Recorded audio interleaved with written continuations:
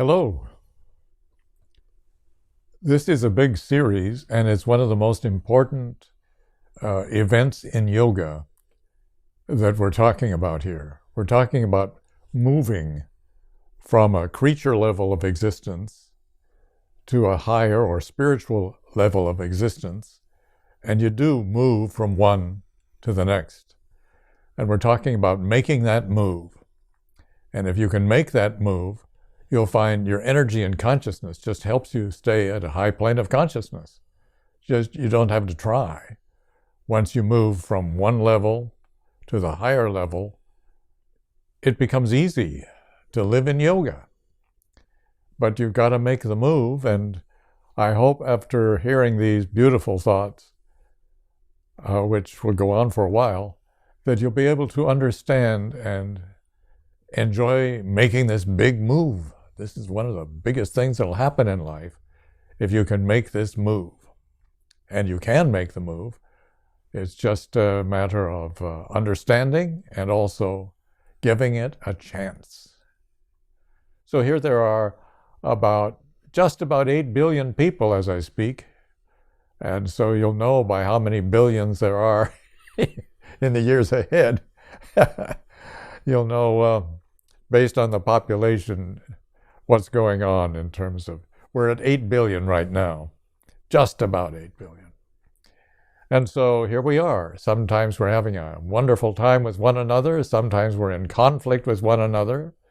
Sometimes we achieve our goals. Sometimes other people or other factors block us and we can't achieve our goals, and we often are frustrated and angry even, or depressed. So it's quite a story how we make this move, and hopefully, in your case, it will be a beautiful story, how to make the move. So let me dig in here. As we live our lives, we're trying to be fulfilled, but we try to be fulfilled without understanding. You make this move in order to be fulfilled. The move is quite important. Sometimes we love one another. We often collide or are in conflict with one another. Some people out there want to use us. Some people want us out of their way. Some love and care about us and want to help us to be happy. Mystics say there are bound souls who are going to be unhappy and unfulfilled their whole life because they don't understand there's this higher life available and that they could have it. So mystics say there are bound souls, that's just about everybody, living at a creature level and trying to be happy. And then there are rescue souls, people who have been enlightened, who try to help us wake up from our bondage and be free. Yogis say there are bound souls also, bound to nature, bound to a creature level of consciousness, and there are bound souls and there are free souls or guide souls who help share spiritual truth with us. Buddhists also have bound souls and free, liberated souls. Christians, there are the sinners and the saved. Hindus have also this idea of the bound souls and the free souls.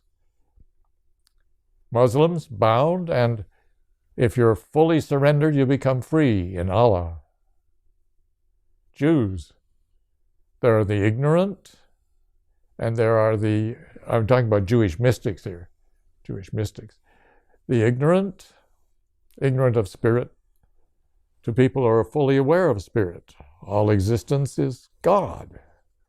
They're connected to God.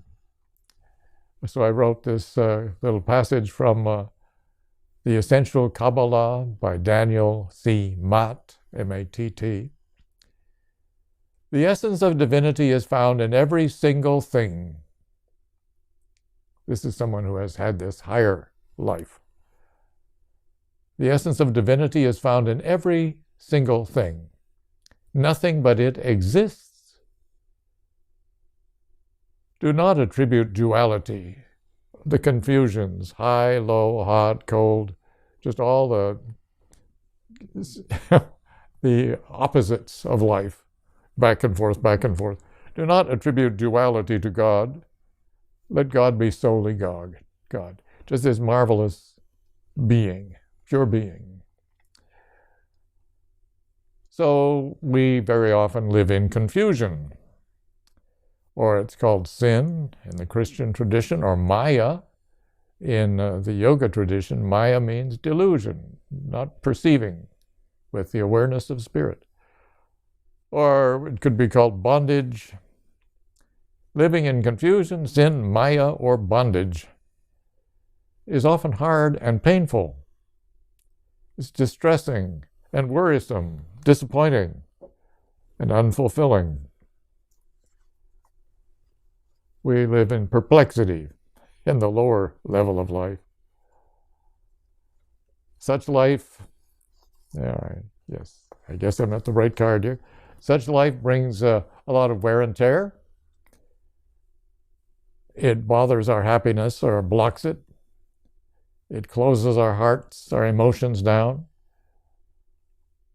We want peace of mind and we want mental health, but very often, if we're living at the lower level of consciousness, there are a lot of problems. We don't have much peace of mind at all. Self-esteem, valuing life, valuing yourself, enjoying being yourself, or wear and tear. I don't enjoy being myself. I wish I were somewhere else and someone else. Lots of wear and tear occurs on the body. We practice in yoga living in a wonderful state of health. Shed the tension out of the body. That's one of the big secrets of yoga. Shed the tension. So what can we do about these complexities of life? I've got stories here to back up my point. And listen to this. I mean, this is quite amazing. The great pianist Arthur Rubinstein. When he was 17, no money, no friends, and no food. So he attempted suicide. He tied an old, worn-out nightgown into a noose and attempted to hang himself. But the gown was such weak material, it ripped. He failed to kill himself.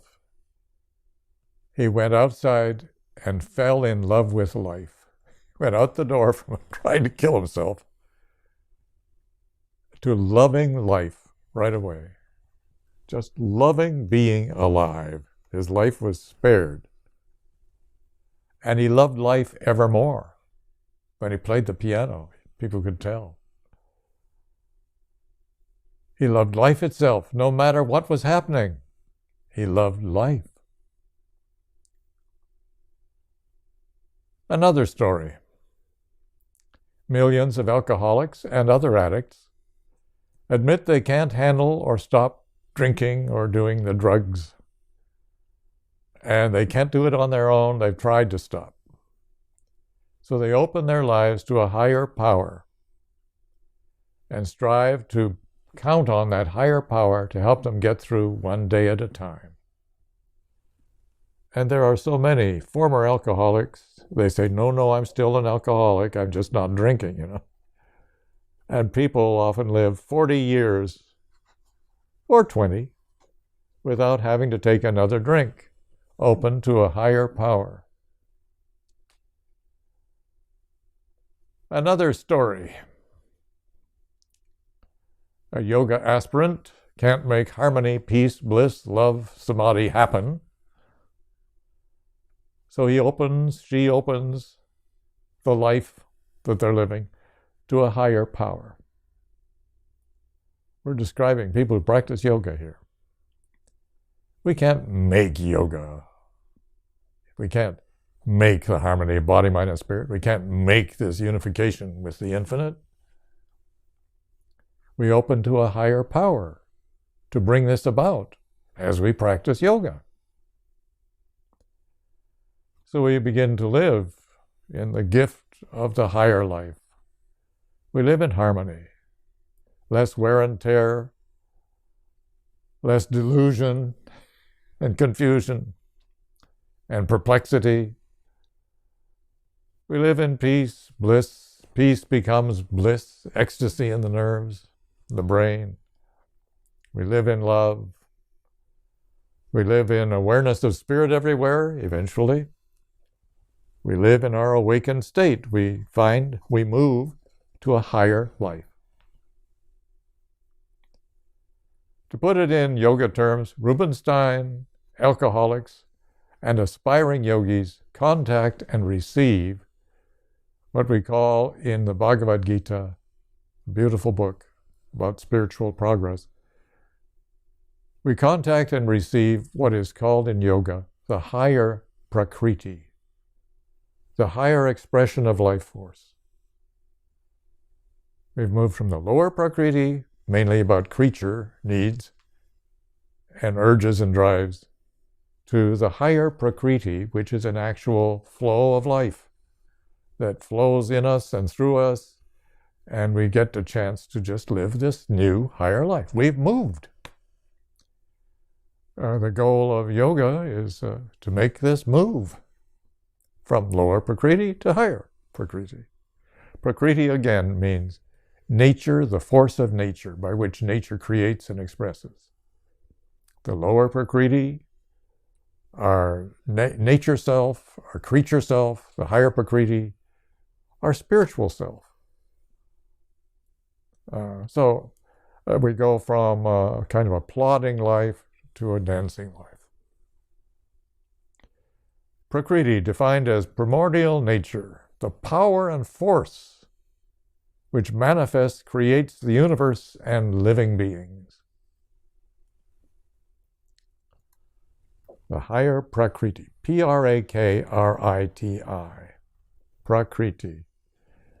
It's important to use the right word here for you to understand the yoga concepts, but lower life, higher life, okay? It's basically what we're talking about. The universe, from a glossary of yoga terms, the universe evolved from the union of Prakriti, the power, the life force, and the Purusha, the pure consciousness. Life is a combination of nature and consciousness. And we hope to become more conscious as we go along and express not just nature, but all the other possibilities we have as human beings. We're not just stuck in our animal life. We are able to have a much more vast and wondrous existence. And in reality, vast and wondrous in reality. Yogis often use the term Divine Mother to mean Prakriti, this energy and consciousness that projects nature. A good term for the higher Prakriti is the life principle or the life element. So you'll hear that used quite a bit if you do a lot of happy reading in spirit. The secret, okay, I love secrets, don't you? The secret of a yogi's bliss and joy is that she or he has found a direct connection with the higher Prakriti.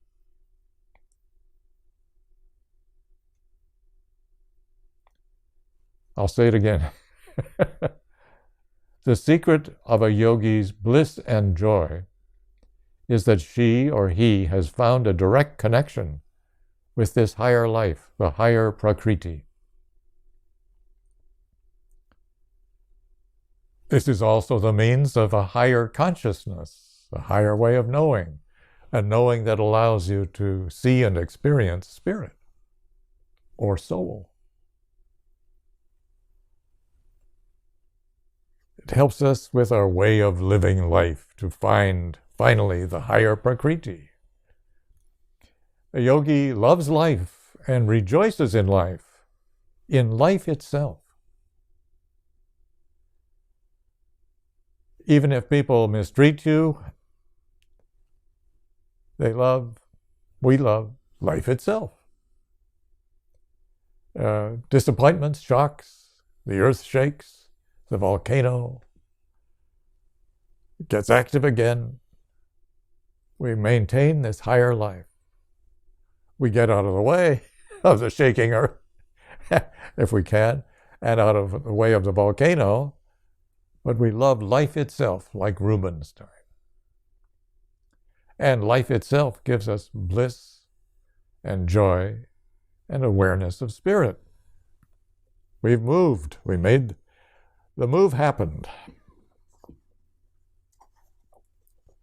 So the sorrow is that most people never contact and they never directly experience their higher Prakriti. That's such a waste. You have a life. You have the higher Prakriti. You need to make the move. They don't know about it and they don't make the move. Most people, their happiness comes and goes based on how the world is treating them. Some people are quite happy because they've been very lucky in life. But luck is good karma. There are reasons for having a happy life. A lot of reasons. There are reasons for being beautiful or popular, just all kinds of causes involved in what's happening in your life. But yogis and saints and Rubinstein and other lucky people find the higher Prakriti. I don't recommend what Rubinstein did, but he entered into a higher life. So, in general, how do each of us find and receive the higher Prakriti consciously and directly? And I can show you how. Basically, the answer is practice yoga, but there are certain practices that are very helpful. So I can show you how and tell you what to do. I can pray for you and give you the energy, the light of higher Prakriti, but you have to go there. You know, we can inspire you, we can push. It's in the Bhagavad Gita, chapter 7, verses 4 and 5, if that would help. You have to move from your lower nature to your higher nature. And it's a good move. It's like living in a very shabby situation to living in a mansion that God has prepared for you. So, verse 4. And you need to kind of study and read commentaries on this. Verse 4. My lower Prakriti, the creature level, is divided eightfold into earth, water, fire, air, ether, mind, intellect, and egoism. All of that is lower Prakriti. And I'd rather not go into explaining these elements of earth, water, fire, air, ether. I'll do it in some other talk, but the idea is the physical world and your physical body and your mind and your intellect and your sense of self, if it's ignorant of spirit, called egoism, your ego. All of those, if you're in those, preoccupied by them, you're in your lower Prakriti. That's what you're going to move from.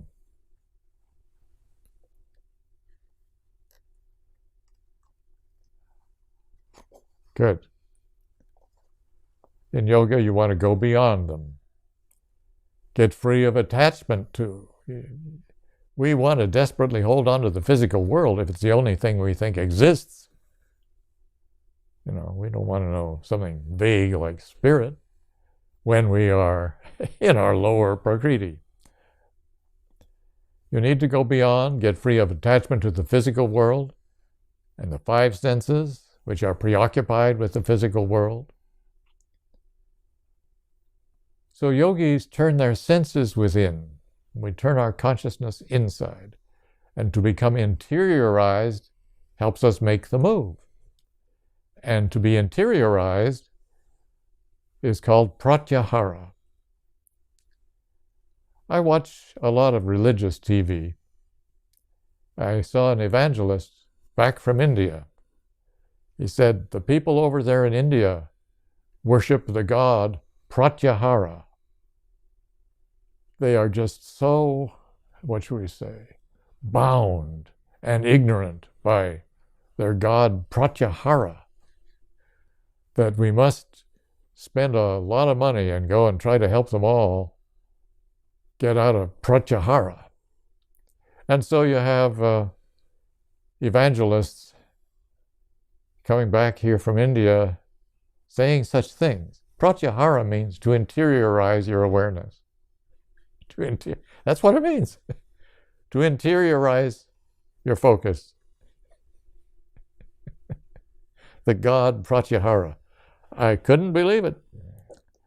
But I've seen a lot of wild things said. And on the other hand, I've seen very, very beautiful and wonderful, life-changing things said, too. But I get a kick out of the god Pratyahara, which means to interiorize. Now, here are some examples regarding transcending and going from the lower nature to the higher nature. Your sense of smell, you can change the attachment to it and begin to become spiritually aware by meditating in your tailbone. We call it an energy center or a chakra, which means wheel. You can reverse the dependence and the addiction to sense experience. By meditating in your tailbone, you reverse the sense of smell to becoming more spiritually attuned and one day spiritually aware. Second chakra, the sacral chakra, that will help you deal with taste. You'll go from being addicted to great tastes. If you just focus in the sacral area, you're interiorizing. Sight, go to the navel chakra, inside the spine, back of the navel, and up a little bit. Back of the navel, inside the spine, and up just a little bit. You'll find a place where it's easiest to focus. Touch. Focus in the heart center, inside the spine, back of the heart. And you'll reverse the hearing addiction, sense addiction, by meditating in the throat chakra, back of the collar button, where the shoulders and the neck intersect.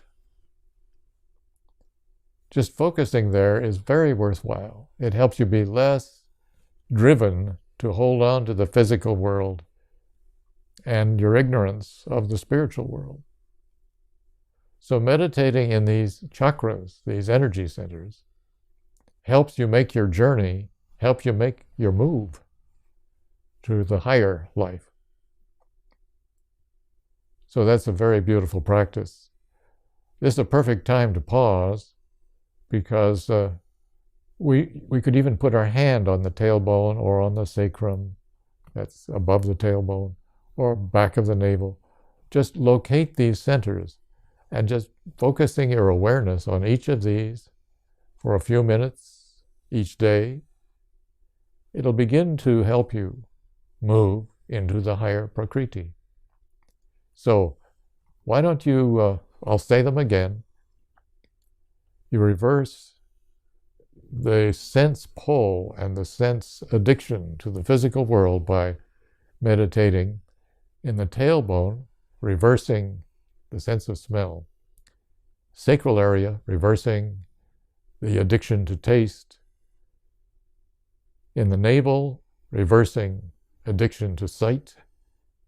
It's wonderful to have these senses, wonderful.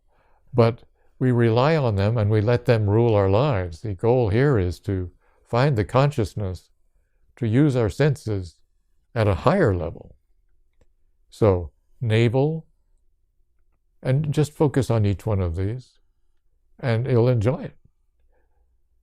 Touch is reversed and freed a lot in the heart chakra, the heart center, and in the throat chakra, you reverse the hearing addiction or preoccupation. So, there they are, tailbone, sacral, navel, heart, and throat.